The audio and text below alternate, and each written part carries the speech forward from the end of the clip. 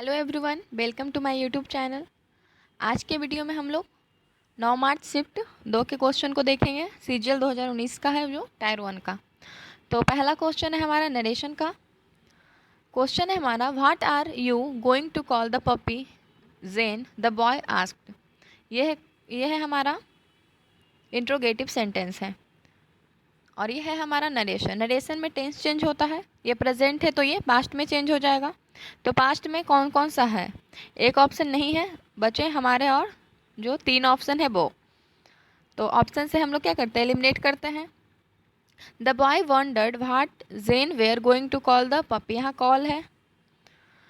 The boy told Jane, told नहीं होगा क्योंकि ये कौन सा सेंटेंस है, यहाँ पे आस्क्ड है तो आस्क्ड ही होगा। ये है हमारा इंट्रोगेटिव सेंटेंस, तो इसमें क्या होना चाहिए? ऑप्शन ए भी नहीं होगा, ऑप्शन होना चाहिए हमारा option D. The boy asked Jane what she was going to call the puppy, यहाँ पे हमारा होना चाहिए option D. Move to the next question. Next है हमारा, इसमें सिनोनिम बताना है। अवॉर्ड, अवॉर्ड का मतलब होता है इंड करना, किसी चीज़ को ख़त्म करना, समाप्त करना। तो इसका सिनोनिम्स हो जाएगा इंड। कंटिन्यू का मतलब होता है लगातार। बिगिन का मतलब होता है किसी काम को शुरू करना, शुरुआत करना। हेट का मतलब तो होता है डिसलाइक करना, नफरत करना। तो यहाँ पे इसका सिनोनिम क्या हो गया? हमारा अवॉर्ड का सिनोनिम हो गया इंड, खत्म करना, समाप्त करना। नेक्स्ट है हमारा, in the sentence identify the given in the segment which contain the grammatical error. इसमें ईरर कहाँ है, किस पार्ट में है, हमें ये बताना है। We must get this post as soon as possible, यहाँ पे ईरर है या इस पार्ट में। यहाँ पे सेंड जो है सुपरफ्लूअस है, यहाँ पे सेंड का कोई यूज़ नहीं इस सेंटेंस में। We must get this post as soon as possible, तो यहाँ पे सेंड नहीं होगा, ऑप्शन डी यहाँ पे हमारा करेक्ट है। नेक्स्ट क्वेश्चन है वन वर्ड सब्सटीट्यूशन का। Having something more than required, किसी रिक्वायर्ड का मतलब होता है ज़रूरत, ज़रूरत से ज़्यादा कोई चीज़ होना, उससे क्या कहते हैं? उससे कहते हैं हम सरप्लस। सरप्लस का मतलब होता है अधिकता, ज़्यादा मात्रा में। सरोगेट, सरोगेट का मतलब होता है बेसिकली, इसका मतलब होता है सबऑर्डिनेट, जो आपकी किसी चीज़ किसी काम में हेल्प करे, सबऑर्डिनेट करे, जो मुख्य नहीं हो, सबऑर्डिनेट हो। सरचार्ज, सरचार्ज का मतलब होता है फाइन या प्रीमियम। सराउंडिंग्स का मतलब होता है हमारा इन्वायरमेंट, वातावरण। नेक्स्ट है हमारा, select the most appropriate option to substitute the underline segment in the given sentence. इसमें अंडरलाइन जो सेंटेंस है, जहाँ पे है अंडरलाइन, यहाँ पे इस पार्ट में है, तो बताना है कि यहाँ पे किस तरह से इम्प्रूवमेंट किया जाएगा सेंटेंस में। I was sitting at home doing nothing when I had heard that song again. तो यहाँ पे हमारा सेंटेंस पास्ट में है।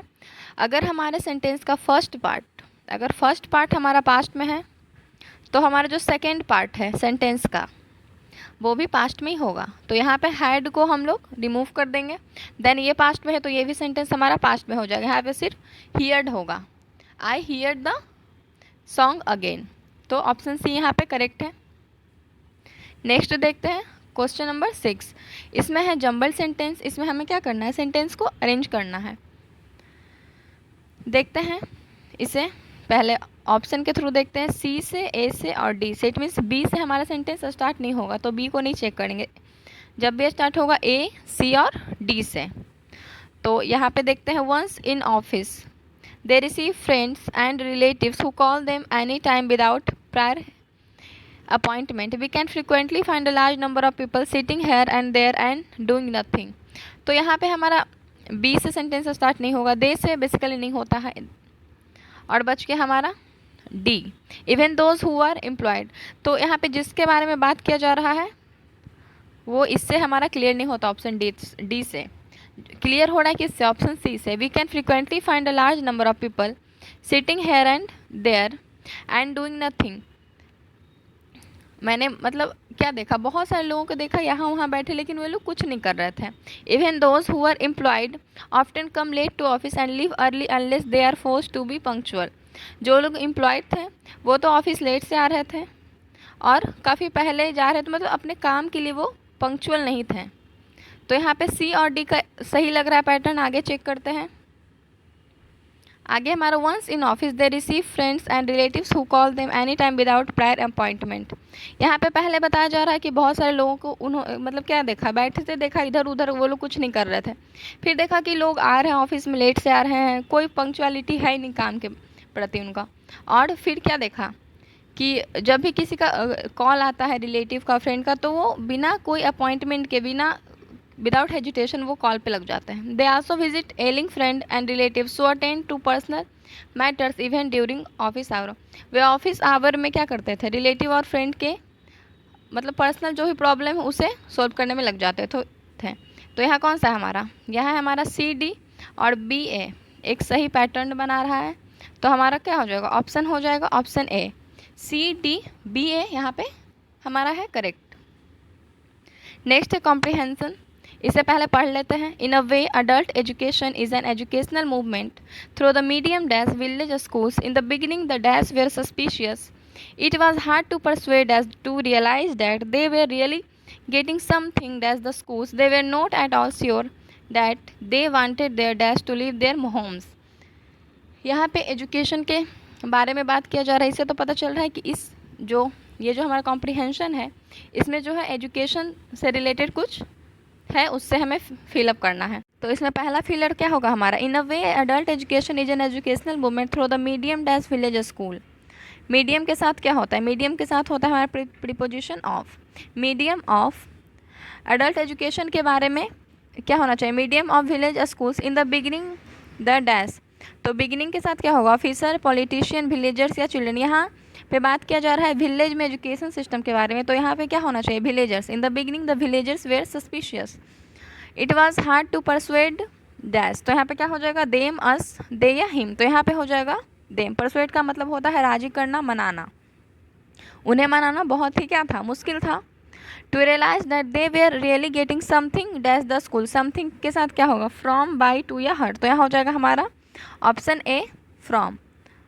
उन्हें मनाना मुश्किल था कि उन्हें सचमुच स्कूल से क्या मिलेगी, शिक्षा मिलेगी। तो यहाँ पे हमारा हो जाएगा फ्रॉम, समथिंग फ्रॉम। नेक्स्ट होगा हमारा something from the school. They were not at all sure that they wanted their dash to leave their homes. वे लोग श्योर नहीं थे, वे नहीं चाहते थे कि उनके क्या करें, उनके कौन, टीचर, विलेजर्स, पेरेंट्स या चिल्ड्रन। तो यहाँ पे क्या हो जाएगा, एजुकेशन सिस्टम के बारे में बात हो रहा है, तो क्या होगा यहाँ पे चिल्ड्रन। यहाँ पे ऑप्शन डी हो जाएगा children. They were not at all sure that they wanted their children to leave their home. Option D यहाँ पे क्या है, करेक्ट है हमारा। नेक्स्ट है क्या, नेक्स्ट है इसमें हमें बताना है ग्रामेटिकल एरर कहाँ पे है। Sita has no taste in classical dance. तो यहाँ पे है प्रीपोजिशनल एरर। प्रीपोजिशनल एरर है यहाँ पे टेस्ट इन। यहाँ पे टेस्ट के साथ इन का यूज़ नहीं करते हैं, टेस्ट के साथ हम लोग करते हैं यूज़ टेस्ट फॉर। टेस्ट के साथ होता है फॉर। अगर किसी चीज़ में इंटरेस्ट के बारे में बात किया हो तब होगा यहाँ पे, जैसे होता है हमारा इंटरेस्ट इन। इंटरेस्ट के साथ हमारा प्रीपोजिशन इन का यूज होता है, लेकिन टेस्ट के साथ फॉर का यूज होता है। Sita has no taste for classical dance. यहाँ पे ऑप्शन नंबर 4 यहाँ पे मिसिंग है। यहाँ पे हो जाएगा taste from, option D taste from यहाँ पे हो जाएगा करेक्ट।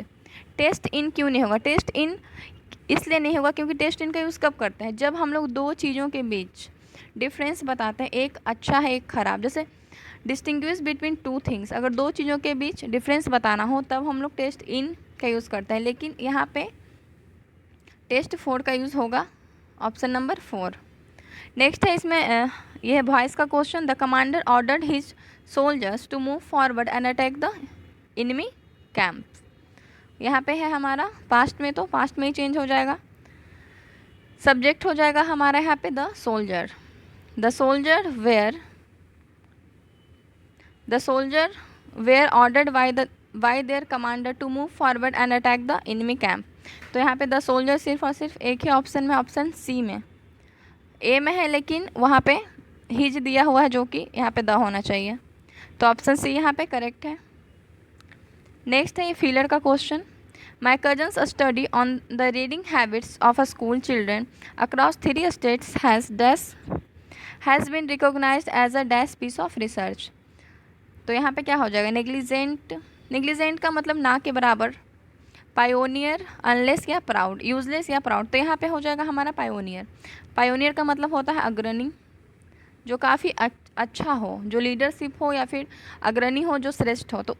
तो जो उसका जो कज़न का था, स्टडी का जो हैबिट था, वो 3 स्टेट के बच्चों में सबसे ज़्यादा क्या था, अग्रणी था, पायोनियरिंग था।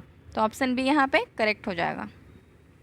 नेक्स्ट है, इसमें हमें बताना है इनकरेक्टली वर्ड बताना है। डायलेमा का मतलब होता है पज़ल, डायलेमा का मतलब होता है पज़ल, और गारंटी का मतलब होता है गारंटी देना। एथलीट यहाँ पे रॉन्ग वर्ड है, एथलीट यहाँ पे रॉन्ग वर्ड है। एथलीट का सही मीनिंग होगा, एथलीट का मतलब होता है खिलाड़ी। कन्वीनियंस का मतलब होता है किसी को विश्वास दिलाना, कन्वीनियंस का मतलब होता है विश्वास दिलाना या समझाना। नेक्स्ट भी है इनकरेक्टली वर्ड, इसमें भी बताना है। तो यहाँ पे इनकरेक्टली वर्ड है हमारा गाइडेंस का स्पेलिंग हो जाएगा DANC, गाइडेंस का मतलब होता है किसी को मार्गदर्शन करना, इंस्पेक्शन करना। सोल्जर का मतलब होता है हमारे जवान, सिपाही। बिगिनिंग का मतलब होता है शुरुआत करना, और शाइनिंग का मतलब होता है चमकदार। तो यहाँ पे हमारा ऑप्शन बी करेक्ट है।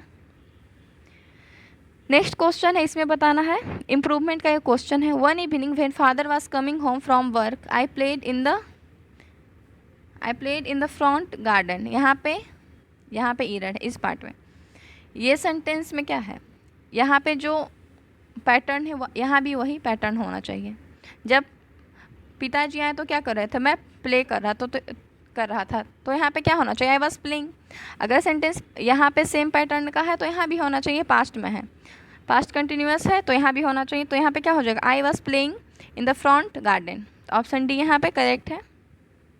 नेक्स्ट है, इसमें एंटोनिम बताना है।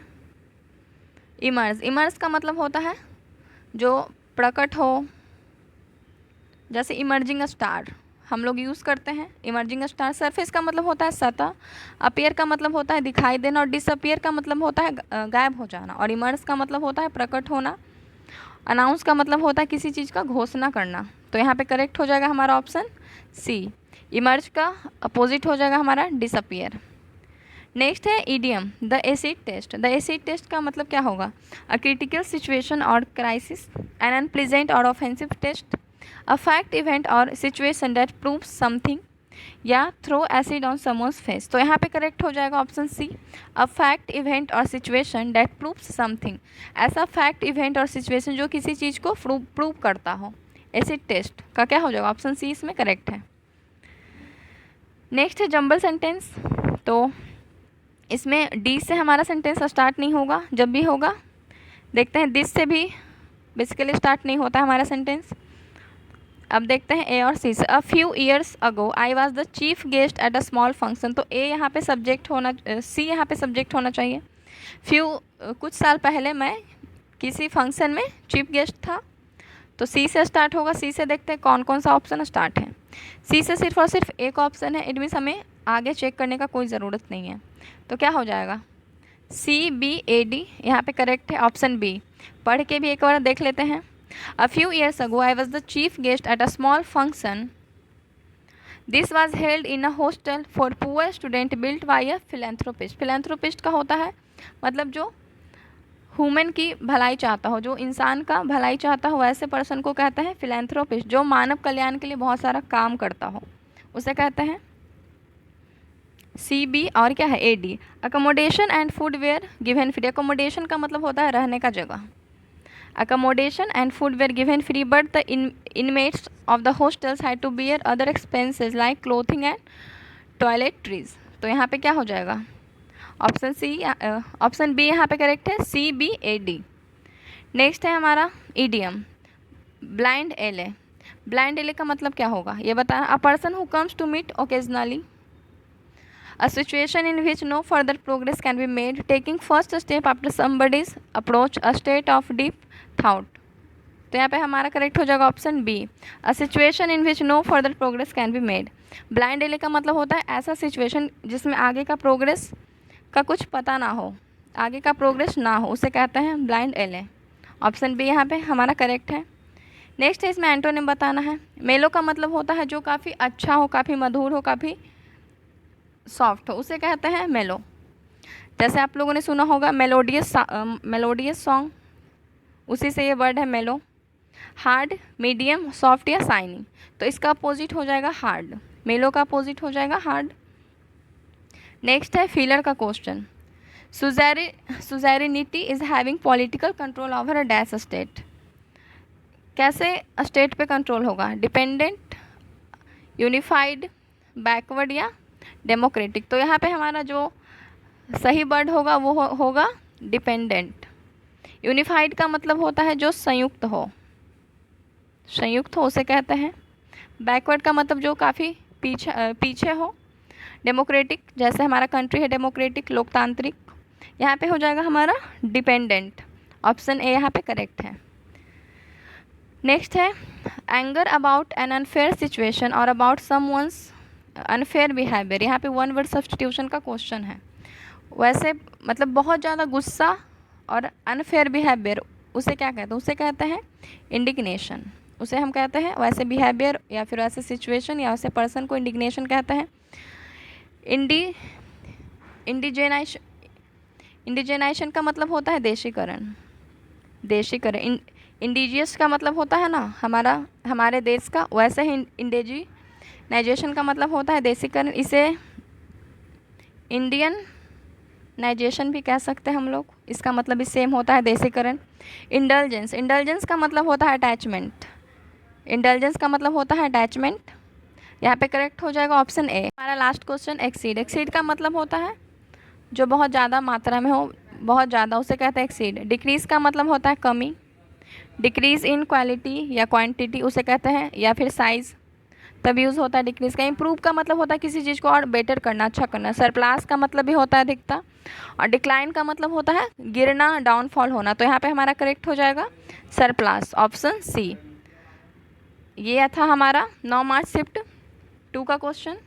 मिलते हैं नेक्स्ट वीडियो में, उसमें 9 मार्च शिफ्ट 3 के क्वेश्चन के साथ। Till then take care.